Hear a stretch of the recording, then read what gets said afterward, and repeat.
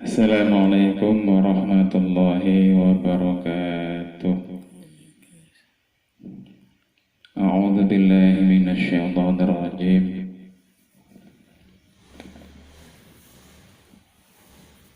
Bismillahirrahmanirrahim. Alhamdulillahi rabbil alamin.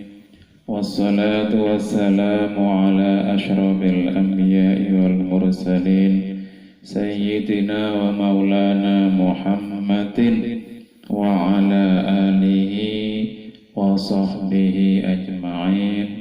Rabbi shrah li sadri wa yassir li amri wahlul 'uqdatam min lisani yafqahu qawli. La haula wa la quwwata illa billahil 'aliyyil 'azim. Amma ba'd. Qala al-mu'allifu wa masyayikhi rahimahumullahu ta'ala wa nafa'ana bihim wa bi'ulumihim fid dharaini amin. Bismillahirrahmanirrahim. Faslun fi nawaqidil wudu'i al-musammati aydan bi asbabil hadathi. Faslun ay hadza faslun utawi iki iku ana pasal suci ing dalem nerangake pira-pira perkara sing bisa batalake wudu, atau dalam bahasa lain bi asbabil hadathi, perkara yang menyebabkan adanya hadas. Jadi pembahasan yang kali ini kita akan membahas mengenai sesuatu yang bisa membatalkan wudu. Walladzi lan perkara yungkitu kang bisa batalake utawa ngrusak al-wudu'a ing wudu. Sesuatu yang bisa membatalkan wudu atau merusak wudu itu iku sitatun ana 6, ada 6 perkara. Sitatu asya'a ana 6 pira-pira perkara. Ahaduha ma kharaja minas sabilaini. Nomor 1, ma iku barang kharaja kang metu apa ma, metu minas sabilaini saking dalan loro. Ini sudah menjadi bahasa yang umum. Di sabilaini dalam 2 jalan itu ya bahasa kitab yang berarti jalan untuk keluarnya kencing dan kawan-kawannya, dan keluarnya TA1 dan kawan-kawannya. Tuh, kalau ada sesuatu keluar dari 2 jalan itu maka wudu menjadi rusak atau batal.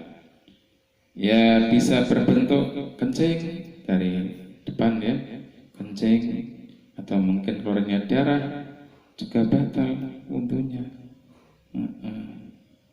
Dari dubur, dari belakang kan macam-macam, ada yang keluar TA1, kadang keluar cacing juga batal.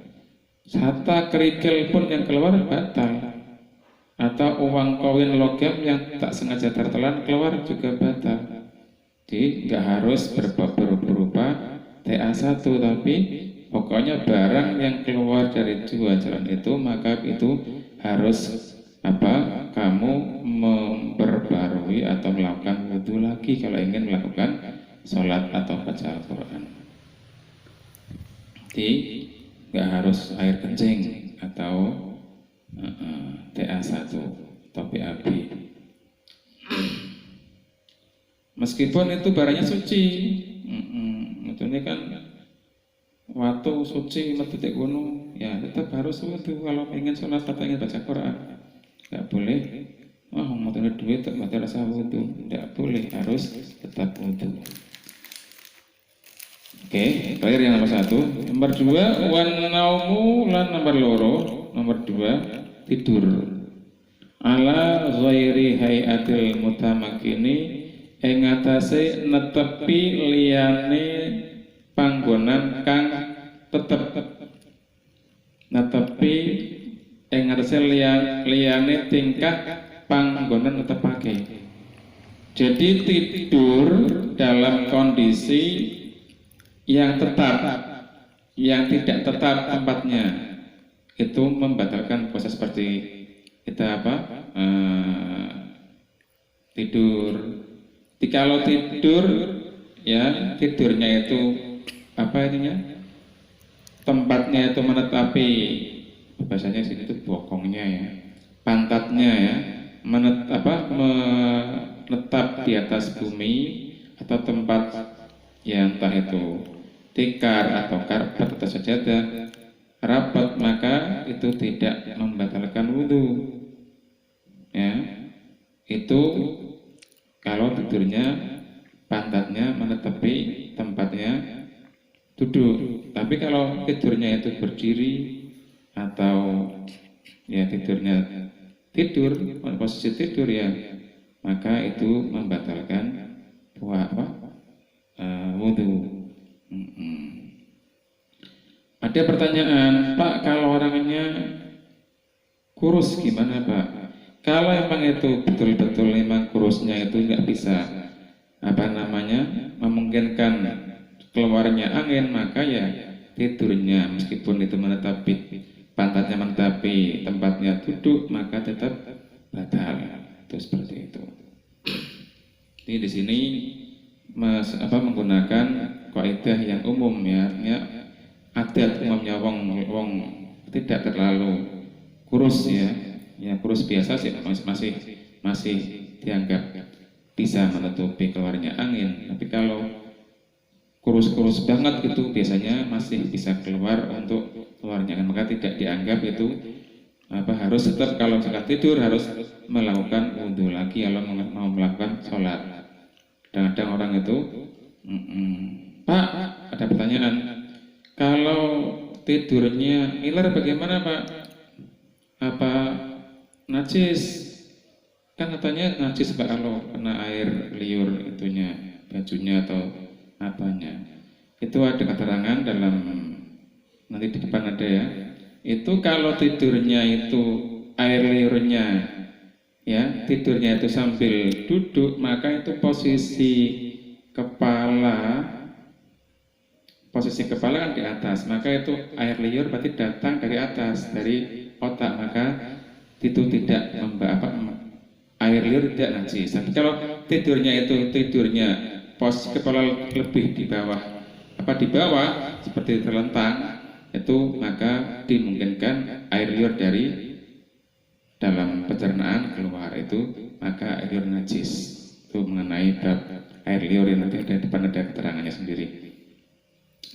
Nomor 2. Nomor 3, wa zawalul akli, lan nomor 3 ilangi akal. Maksudnya akalnya tidak sempurna. Bisa keren au marodin, sebab mendem ya. Mendem itu apa? Mabuk ya, mabuk.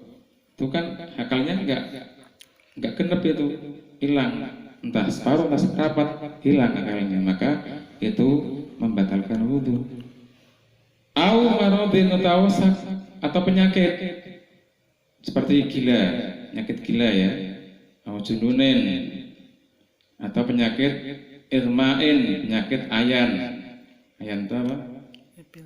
Epilepsi. Itu juga bisa membatalkan wudhu. Atau selain itu yang termasuk dalam kategori gila atau penyakit ayan, itu bisa dikategorikan membatalkan wudhu. Walam surrojuli almar'ata, lan nomor 4, gepoke wong lanang almar'ata ing wong wadon, al ajnabiyata kang ajnabiyah, itu orang lain, bukan muhrim, bukan mahram ya. Jadi orang laki-laki entah perempuan saling bersentuhan ya, bukan mahram, bukan mahram ya, yang yang tidak halal dinikah, ya, yang halal dinikah ya, itu maka wudhunya juga batal. Nah, bersentuhnya tadi tanpa perantara, misalkan kulit ketemu kulit. Tapi kalau yang disentuh itu bajunya, ya tidak membatalkan wudhu. Ya, bajunya bersentuhan, tidak apa-apa. Itu menurut Imam Syafi'i. Jadi, nah di sini bersentuhannya pun ya laki perempuannya yang sudah balik. Kalau anak kecil ya tidak apa-apa karena tidak menimbulkan rangsangan syahwat. Tuh ya, itu tidak boleh untuk batal wudhunya kalau bersentuhan dengan lawan jenis tanpa perantara. Tapi ini menurut Imam Syafi'i. Tapi kalau menurut imam lain ada yang membolehkan, Imam Hanafi itu ya, bersentuhan hatta bisyahwatin, meskipun dengan syahwat Imam Hanafi membolehkan. Tapi yang namanya ikut mazhab itu harus satu perangkat. Wudhunya ikut Imam Hanafi ya batalnya ikut Imam Hanafi. Jangan separuh-separuh, cari nanya saja, itu nggak boleh. Ini biasanya dilakukan oleh orang-orang Indonesia ketika melaksanakan ibadah haji atau umroh karena mungkin situasi yang nggak memungkinkan berkumpul dengan banyak orang, lelaki maupun perempuan dalam satu tempat ya, di lingkungan Ka'bah ya, karena banyaknya orang berkerjakan maka banyak yang beralih ke mazhab Hanafi ya. Itu yang keempat. Yang kelima, wa masu farjil adami, lan nomor 5 ngepok farjine anak Adam ya, menyentuh farjinya anak Adam bibat nil kafid, kelawan batine epek-epek, menggunakan nanti telapaknya tangan ini ya, itu menyentuh kemaluannya baik laki-laki maupun perempuan, itu membatalkan wudhu. Tapi kalau itu pucuknya atau dohirnya atau pinggirnya tidak apa-apa. Kalau laki-laki berarti itu batas itunya, yang sebetulnya helmnya itu, entah itu gubul ataupun tutur sama, itu membatalkan wudhu. Bibirnya tutur, anak perempuan bibirnya vagina, berarti itu juga membatalkan wudhu. Nggak bisa kita teruskan untuk lakukan sholat lagi kalau sudah memang betul yakin kita menyentuh itu.